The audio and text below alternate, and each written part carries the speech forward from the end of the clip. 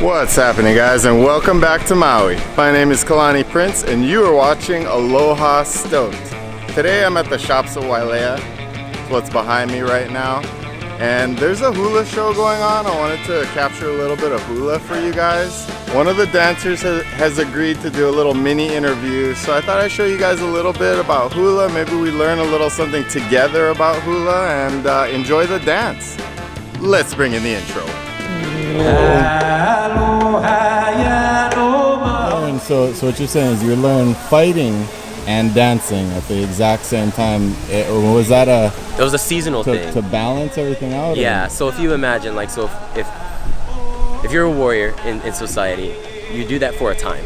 That wasn't like your sole occupation, at least in the way that Hawaiian cultural society was set up, the social dynamic. So a warrior during war season, war times, which is normally cool season, would be engaging in war with the ali'i's guidance, or, you know, as they would command them to do. But then afterwards, there'd be a time of rest. So it'd be a natural rhythm along with the season. And during that time of rest, they would keep their skills sharp. They would stay warrior sharp through training hula. They weren't practicing or pursuing war at the same time they were art. But hidden within the art was the acts of war, and hidden within the war was the acts of art. Yeah, I'm learning something new right now. Yeah. I didn't know that at all. So there's also, it depends on what school you come from too, because some halau teach that form of hula where it's more about fierceness and being battle ready. So that hula is going to look very different.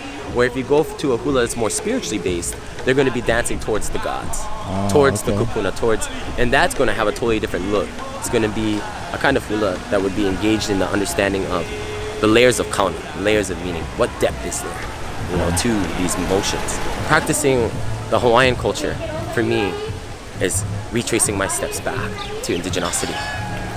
It's not necessarily Hawaiian specific, but it's an indigenous understanding the world over.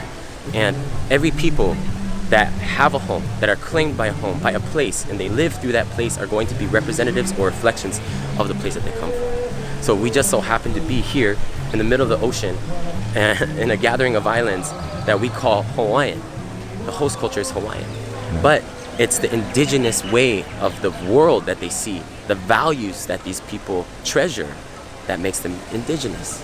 So for me, practicing Hawaiian culture is my way of learning to remember what it means to be a human being.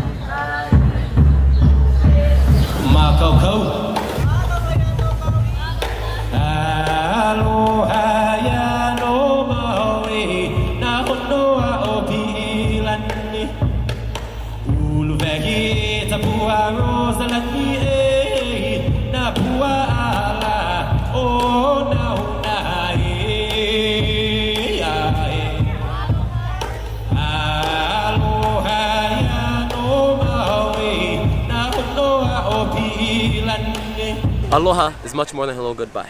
Aloha has many translations depending on context. Can love, compassion, empathy, mercy. But most importantly, aloha is meant to connect you back into the living world, to connect you back to this world that wants you too.